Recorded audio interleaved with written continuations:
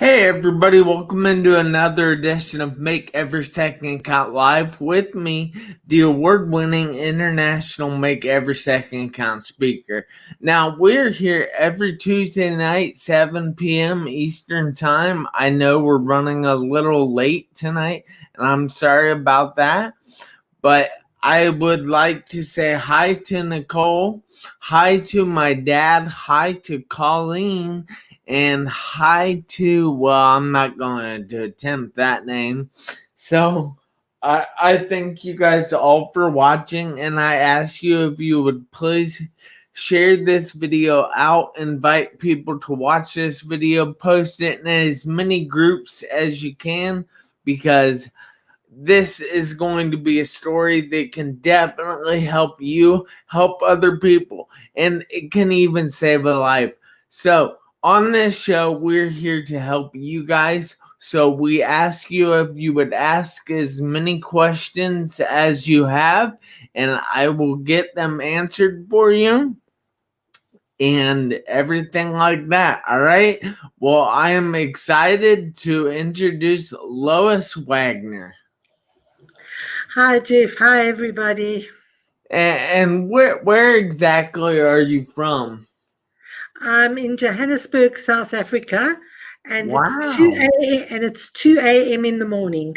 Wow. So I thank you so much for taking the time out of your night to be here with me and my guests that are watching this, and I definitely appreciate you.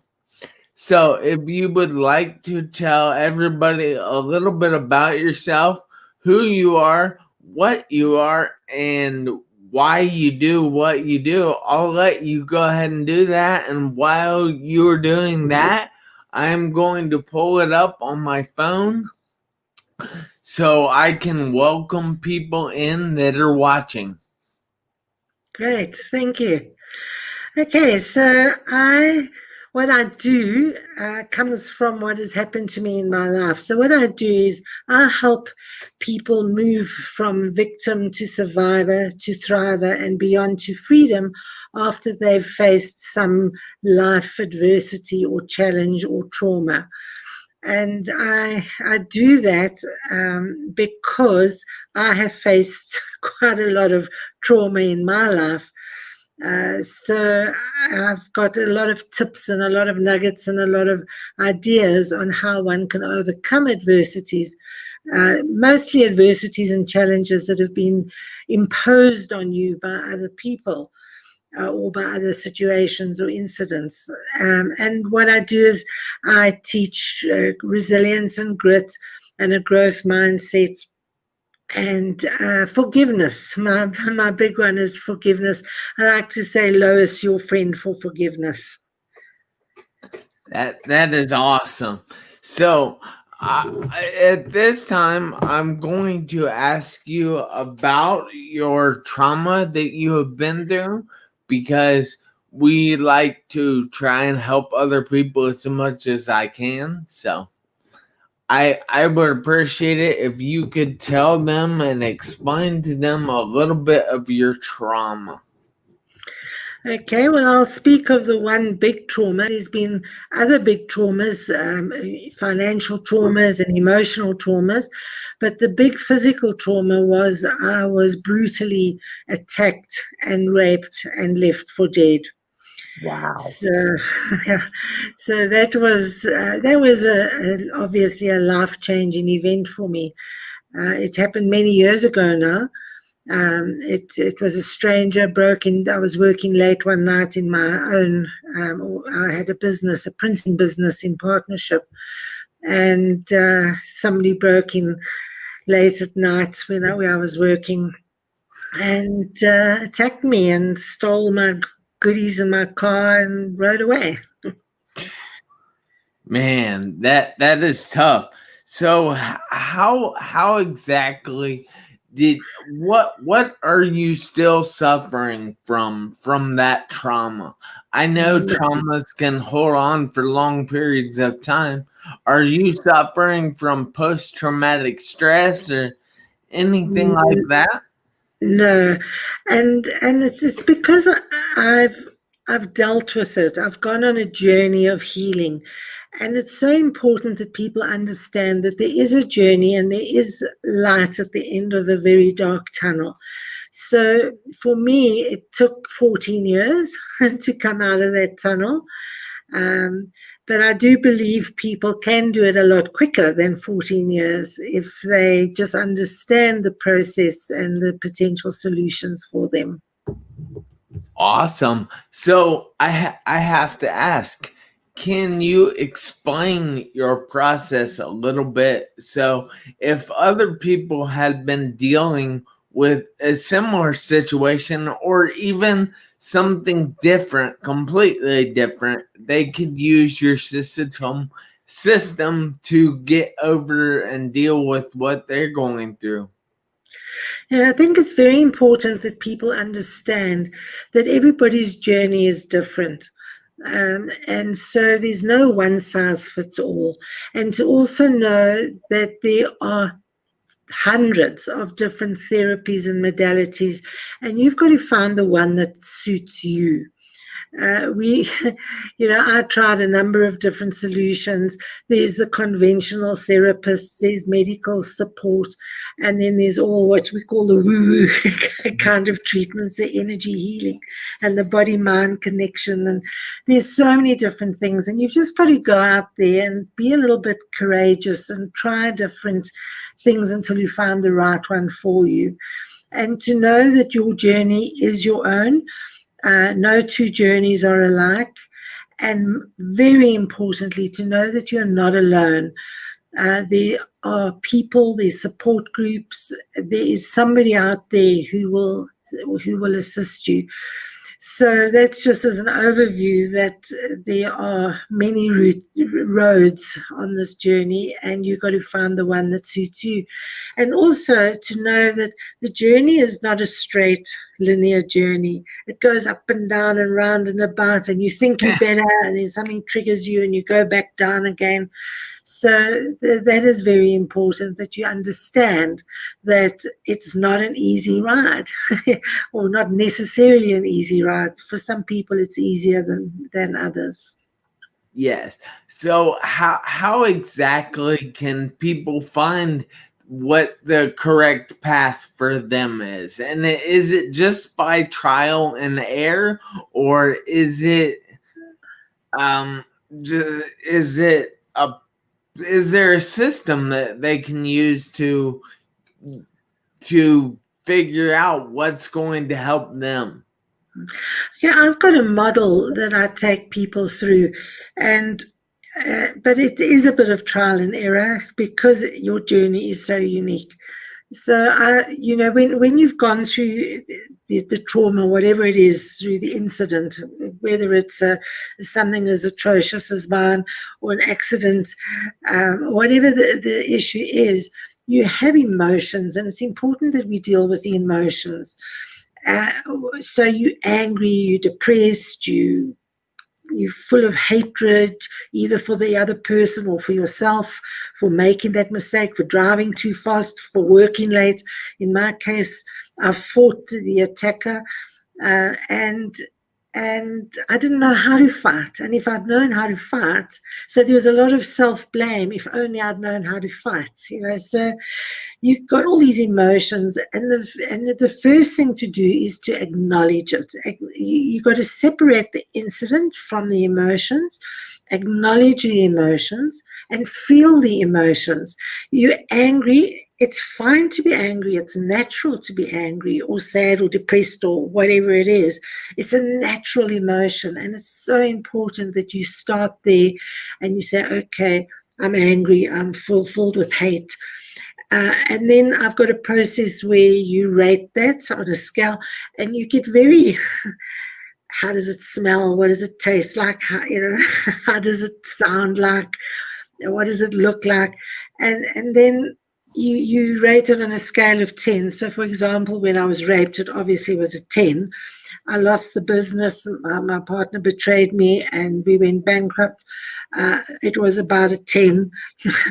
I was forced into early retirement. That was maybe an 8.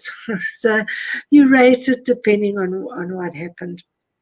And then you slowly start bringing it down through various mindfulness and being present exercises and breathing exercises, and then focusing on a replacement emotion. So how do I want to feel? How would I like to be? And you go through the whole thing. How does it smell? So I'm filled with hatred. So maybe I just want to feel dislike. Instead of going straight from hatred to love, you go through a process. So maybe I just want to dislike the person and not hate the person. And what does that look like? And then finally you can turn it to love. So that's one of the techniques that I use at the beginning of the process. But there's so many techniques. Writing is so important, and speaking, sharing your story. It doesn't have to be as public as maybe you and me, but it's about sharing it with somebody, a therapist, a friend, your dog. Talking to yourself in the mirror, getting it out of you and sharing it with the universe is so important. I want to take a second here and tell you that Nicole here has said, thank you for sharing your story. It is so important. See, we have people that are watching that I know are benefiting from this. So I definitely want to say thank you again. Is there any tips, let me think here. So you were talking about ways you can replace those emotions with other emotions. Can you take me through one of the mindful exercises that you do? If not, it's okay. I'm not going to bend your leg or bend your arm backwards, but I'm just curious. I'm trying to get more into it. Before even the mindfulness, it is the visioning process. Everyone talks about vision boards, and some people believe it, some people don't. But creating a vision, and as I said, it's a feeling, touching, smelling, getting that vision as real as possible, how you want to replace it. Because if you can focus on that and then be mindful, just sit quietly, breathe, deep breathing exercises. There's a couple of finger techniques you can play with. EFT is a very powerful technique. Tapping, it's called tapping in sort of common terms. It's called EFT, emotional freedom technique, where you tap on the meridians and you have positive affirmations. So there's lots of little techniques like that can be used. That is great. And I definitely just want to say that it's late there, and I realize that, and I absolutely love that you took the time out of your evening or late night to be here with me, my guests, and I would like to remind people to please share this video out, invite people to watch this video, and post this video in as many groups as you can, because Lois here needs all the views in the world, because everybody needs to hear her strategies for dealing with every piece of trauma she has gone through. So all right. Yes, my daughter's tried those techniques after her trauma a couple years ago. And did they work, Nicole? Nicole is saying here that yes, my daughter has tried those techniques after her trauma a couple years ago. And I'm just curious how they worked, Nicole. So please let us know. But you were also she said yes, they helped. Thank you, Nicole. So you were also talking about you lost your business and you were betrayed by your business partner. How exactly did your business partner betray you? Well, I was raped on the business premises, and I didn't want to work there anymore. So he agreed that he would buy me out. And instead of buying me out, he put the business into liquidation, and he sequestrated himself in his personal capacity. So he walked away without the debt, and the full debt landed on my shoulders. So, yeah, instead of buying me out, he took me out. So, Man, yeah. that's I'm sorry to hear that, and I, wow, I don't even know what to say. I wish people weren't like that in the world, but they are everywhere you go. Now, Nicole is saying that she's so sorry that all that happened to you, and you are a survivor. And I definitely think you are a survivor. No, No? not a survivor. Well, Because I believe in the model that I've created, you first become a victim, then you become a survivor. And for me, the word survivor actually says struggle. You're still struggling, you're still debating, you're dialoguing, you haven't quite come out of it. So for me, survivor is not the end result. So surviving is part of the process of coming out of the trauma. You then become a thriver. So to become a survivor, you need to develop resilience. That's the getting back up on your feet and restarting your life and getting back to a meaningful life. And then you develop grit.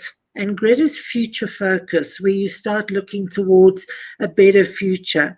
And that is when you start thriving. You start getting your self-esteem back, and you start getting success in your life.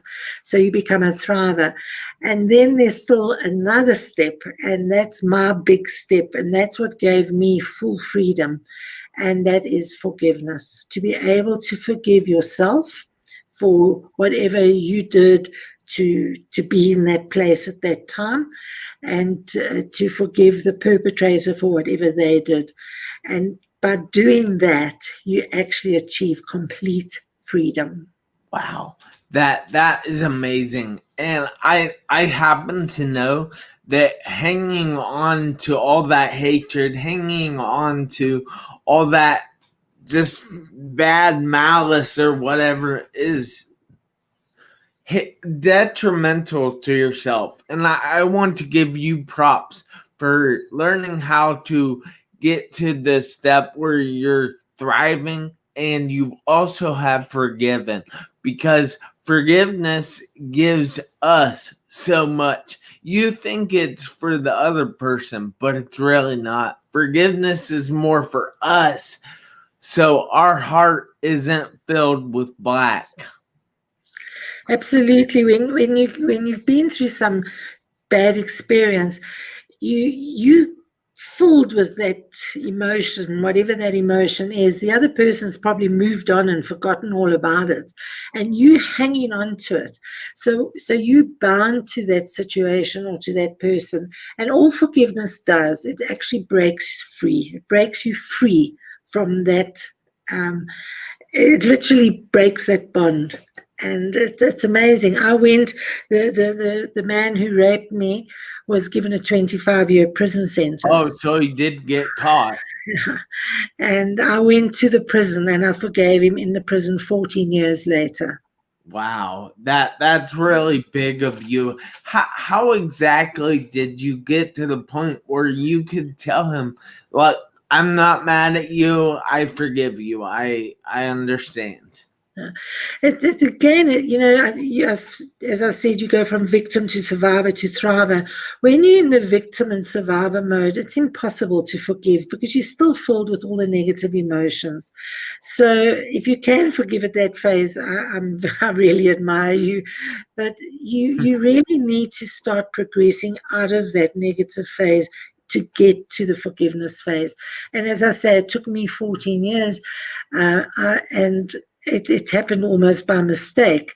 Whereas now I've got a system on forgiveness that you can do it a lot quicker. And I advise people to rather do it quicker than later. Yeah. So was the 14 years difficult for you? Was it filled with more trauma or any PTSD, as they call it, or anything like that? Yeah. Yeah, it's all in my book. I've written a book, but it's at first, because it happened long before the Me Too movement, and people didn't talk about this kind of thing in polite circles, and so I was angry. Why did this happen to me? And in South Africa, we were just coming out of apartheid, and they were asking for people to contribute to the new constitution. So I became an activist and I ran around trying to change the world, um, getting the law changed and marches through the streets and whatever. And so what happened was I immediately moved into survivor mode. I didn't stay in the victim mode very long because I was trying to change the world. But I did go down. As I said, the journey is not straight. So there were triggers, there were things that happened, and so the depression came and the problems came for a number of years. But as I started focusing on my future and reached the thriving phase, then you don't go back so often. And it becomes easier and easier. And then, of course, when I gave the forgiveness, that was it. So, Yeah. That's great. And I am so happy to hear that you're a thriver now. And that is pretty darn amazing. But I need to point out that Casey here has said that happened to her back in 2009. The guy that did it to her got 5 years. And have you forgiven him yet, Casey? But I have to ask, you were talking about a book. How can people get a hold of the book if they're interested? I mean, this is valuable information. They should be willing to pay $150 for this book. I wish they would. Okay, it's called Walking Without Skin: A Journey of Healing from Fear to Forgiveness to Freedom, and it is on Amazon. You can find out more on my webpage, which is walkingwithoutskin.com, and also is a free on my webpage is a free forgiveness checklist to help you on the forgiveness journey. But the book is written part memoir and part self-help guide. So I wrote it from the day I was raped. I started writing a journal with the intention of publishing it, but it took me 26 years to publish it. Hey, well, 26 years is a long time, but at least you published it. So it's written in real time, so it's in journal format, so it's very raw, very compelling, and then I've put reflections in it, which is the lessons and the learning that I've experienced, and that helps people on their journey. Nicole said, or wait, first of all, Casey said she forgives the guy, but she can't forget. And then Nicole said that the guy that broke into her house and assaulted her daughter didn't get convicted after a long, horrible trial. She's not past the anger stage yet. So what Casey said was, you don't forget. I mean, you how do you forget something that's happened to you that's not not very nice? So no, you don't forget, and that's okay. And for Nicole, it helps when you know that the perpetrator has been caught and received due punishment or whatever. It does help. It makes the process so much easier. But if you focus on some of the steps on just dealing with the emotions, you will find you will move out of that victim mode, and reach out to people. You say you've tried the EFT and the others solutions. Just keep on it. It will help. You will get there. And share your story. If you want to share it with me, you're welcome to. Yes. And how exactly can people get in touch with you, or how would you like Nicole to share that story with you if she's willing? Okay, well, it's Walking Without Skin, you'll find it on my web and a Facebook page by that name. So you can just reach out to me via one of those two vehicles. And I can't advise Nicole how to share because I don't know her and I don't know her story. But you can reach out to me through the Facebook page, maybe send me a private message, and we can start a discussion, and we can take it from there. Yes. And again, thank you so much. I know it's late there, so I'm going to tell you that this is the show. And I want to remind all you guys, including you, Lois, that you need to make every second count. Why? Yes. Because you only get one chance at this life. That's it. So you never know when those seconds are going to run out. So make every second count, guys. Remember, I'm Jeff Marconette Jr., the award winning international Make Every Second Count speaker, reminding you to make every second count.